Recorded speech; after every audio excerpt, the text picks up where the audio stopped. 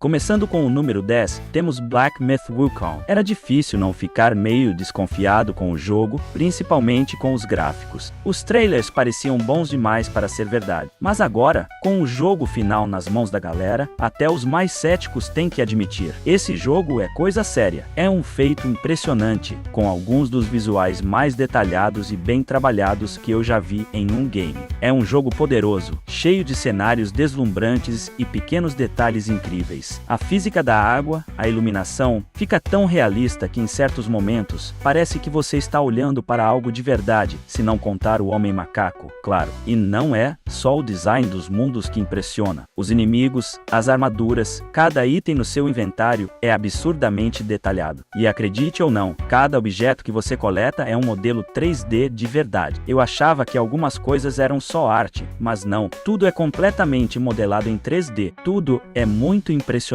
O único problema é que o foco exagerado nos detalhes, às vezes, faz com que o realismo seja mais importante que um bom design de fases. Alguns ambientes acabam sendo grandes demais e meio vazios, mas isso é uma crítica pequena perto de tudo que o jogo oferece. Se você quer um jogo para mostrar toda a potência da sua placa de vídeo novinha, tipo uma 4090 Ti ou o que vier depois, esse é o jogo. Claro, seu quarto vai virar uma sauna depois de jogar por muito tempo, mas vale a pena por esses gráficos. Agora vamos para o número 9, Cyberpunk 2077. Mesmo sendo um jogo lançado há alguns anos, os visuais ainda impressionam, especialmente quando você usa os muitos mods gráficos criados pela comunidade. Tem tanta opção que até sua avó poderia ter uma ideia de como deixar o jogo mais bonito. Hoje eu estou usando o Dreampunk 2, um pack gráfico que saiu recentemente. A ideia aqui é deixar o mundo o mais nítido e limpo possível, em termos de fidelidade visual. Claro que no jogo, o mundo de Cyberpunk não é exatamente bem cuidado, tem muita coisa velha e destruída, mas de qualquer forma, fica lindo. Eles fizeram um trabalho muito bom com esse mod. Objetos como os carros parecem super realistas, e o mais impressionante é que o mod não está criando novos modelos, é só uma nova camada de tinta no jogo original. Assim como muitos desses mods, ele depende bastante de efeitos de câmera, como um desfoque de profundidade bem pensado, para dar ao mundo uma aparência mais cinematográfica. E se você curte esse tipo de visual, é um ótimo exemplo disso. O mod também usa bastante path tracing para a iluminação, como também o DLSS ajuda a garantir a melhor qualidade de imagem por cima dos reshade que vem no Dreampunk. Tudo isso deixa o mundo com um visual um pouco mais lavado, mas também bem mais realista. O que mais me impressiona nos mods é como o jogo base já é bom o suficiente. Se os modelos de personagem fossem ruins, nada disso funcionaria. Mas, se você pega o que já existe e adiciona novos shaders e alguns ajustes, o jogo fica melhor do que nunca, mesmo que seja só um conjunto de filtros novos. O próximo é Bodycam. Aqui a sacada é simples, o nome do jogo já diz tudo. Esse shooter multiplayer foi feito para parecer aquelas imagens de câmeras corporais que a gente vê por aí. Esse truque de estilo tá ficando cada vez mais popular para dar uma aparência mais real aos jogos, e parte disso é bagunçar os efeitos de câmera para esconder algumas falhas do renderizado. Mas, sabe de uma coisa? Funciona, e isso é o que importa. Muita gente pode até chamar isso de truque barato, mas elas esquecem que o que faz a vida real parecer tão real são justamente as imperfeições e não as perfeições. De qualquer forma, tem momentos em Bodycam que parecem realmente fotorrealistas. Claro, isso quando você ignora o posicionamento da arma e tal, que não tem nada a ver com uma câmera real de verdade. Mas tem que ser assim, né? Afinal, você precisa jogar o game, então é compreensível. O jogo é exatamente o que promete. Um shooter super realista com cenários que, às vezes, são tão realistas que até dá um choque, especialmente quando você percebe algo que quebra essa ilusão. É aquele tipo de coisa que fica quase perfeito, mas aí surge um detalhe que te faz lembrar que é um jogo. Mesmo assim, no geral, ele pode enganar alguém a ponto de pensar que é filmagem real, mais do que quase qualquer outro jogo desta lista. Se você não curte shooters multiplayer mais caóticos, talvez não tenha tanto para você aqui, mas, como uma experiência imersiva, é realmente impressionante. Esse Star Wars de mundo aberto lançado recentemente é um grande avanço para o estúdio. Os jogos da Ubisoft sempre foram bonitos, mas com esse e outro jogo, que vamos falar mais pra frente, eles realmente entraram na próxima geração com gráficos impressionantes. No PC, especialmente, o jogo é lindo e além disso, roda muito bem. A criatura ajudante tem uma animação e expressões bem impressionantes, mas a verdadeira estrela aqui são os ambientes. Cada lugar importante é cheio de detalhes, e ainda tem essas paisagens grandiosas que mostram o universo de Star Wars em uma escala mais pé no chão do que a gente costuma ver. Na maioria das vezes, nesses jogos, você mal tem tempo para parar e apreciar o ambiente. Mas esse aqui te dá várias oportunidades para simplesmente curtir o cenário, encostar numa varanda, olhar a cidade, relaxar um pouco, ou até jogar um minigame. Os desenvolvedores entenderam um dos prazeres simples de jogar um jogo de mundo aberto, apenas existir no ambiente, ainda mais quando ele é tão visualmente impressionante como esse. Não sei como esse jogo roda no PlayStation 5, mas no PC, ele é realmente de encher os olhos, e tem uma boa variedade de opções gráficas, e ao contrário de quase todos os outros jogos dessa lista, ele também não ocupa um espaço absurdo. São só uns 50 GB,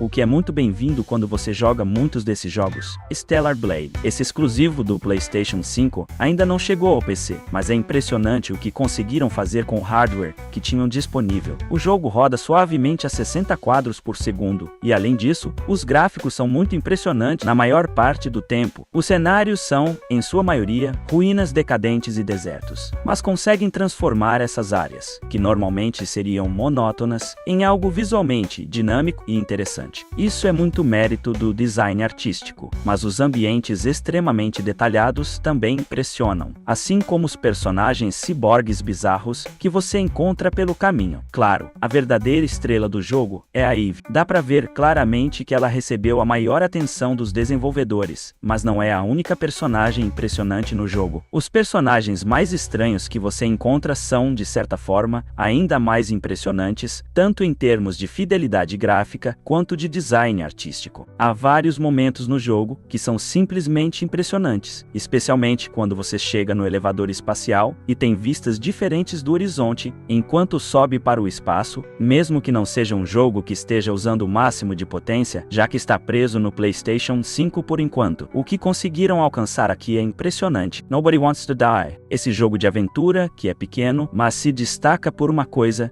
ele é visualmente lindo. É uma das visões mais marcantes de uma distopia que já vi em um jogo. Tudo nele é renderizado em detalhes absurdamente deslumbrantes. Os gráficos são, de longe, o ponto mais impressionante do jogo. No geral, é um simulador de caminhada bem direto, mas a apresentação visual é tão boa que já vale a pena a experiência só por isso. Os detalhes da cidade são algo à parte, desde as anacronias estranhas, como os carros voadores de estilo antigo, até os tubos pneumáticos para entregar correspondências e os cenários de pesadelo, como o banheiro num elevador que todo mundo em um prédio tem que compartilhar. O jogo tem muitas ideias criativas e visuais únicos, além de ser extremamente bonito. Agora, se você estiver procurando um jogo investigativo de verdade que vai te desafiar, pode acabar um pouco desapontado. Mas como uma vitrine gráfica, ele é excepcional e, para ser sincero, a história também é bem interessante. Então você não vai se entediar enquanto admira os visuais absurdamente bonitos, pelo menos se souber o que está esperando. Falando de jogos indies com gráficos incríveis, o próximo da lista é Still Wake the Deep. Em vez de criar um mundo futurista ou fantasioso, o objetivo aqui é o oposto. O jogo se passa em uma plataforma de petróleo dos anos 70, na costa da Escócia. A autenticidade é absurda, desde os sotaques e diálogos até o design da própria plataforma e as decorações. Tudo parece extremamente real, então, quando as coisas começam a ficar bizarras,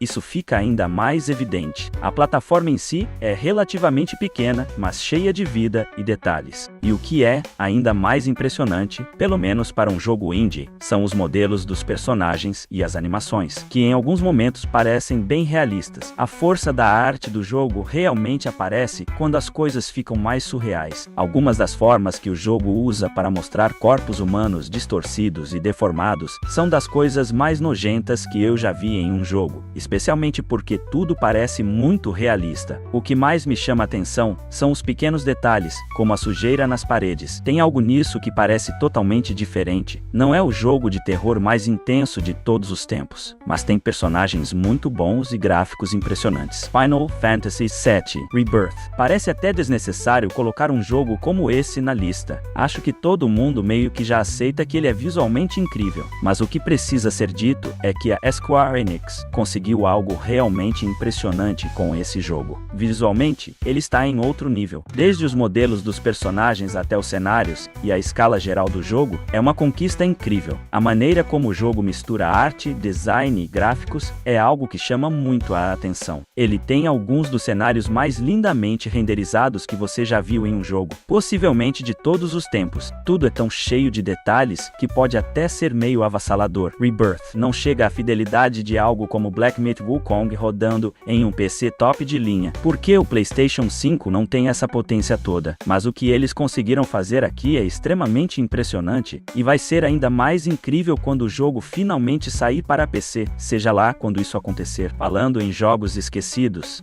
cara, esse aqui chegou e foi, né? Como sequência, eu não acho que ele cumpre tudo o que o primeiro prometeu, mas como uma vitrine gráfica de nova geração, ele é impecável. Um dos maiores desafios dos games sempre foi retratar pessoas. Os desenvolvedores conseguem criar mundos praticamente perfeitos. Tem jogos que, com a captura certa, podem até enganar alguém e parecer reais. Mas quando se trata de faces humanas, sempre fica um pouco esquisito. Hellblade 2 consegue algo notável. Em alguns momentos, ele quase parece real. Não é muita coisa, mas de vez em quando você vê aqueles monólogos intensos da Senua, meu cérebro até hesita para saber se aquilo é real ou só Graphics Engine. Por um segundo, ele supera aquele vale da estranheza. Não parece real, mas parece mais vivo, como se fosse algo além de um rosto de borracha. Isso é muito impressionante, e tudo graças à captura de movimento e à tecnologia de renderização facial, que são insanas. O design dos cenários também pode ser impressionante. Não chega no nível de detalhe de algo como Black Myth Wukong, que é mais exuberante e fantasioso, mas os ambientes rochosos e sombrios de Hellblade 2 podem parecer absurdamente reais em alguns momentos. É um grande avanço para a tecnologia gráfica nos jogos, especialmente se você jogar no PC. Agora, o gameplay não é tão ambicioso.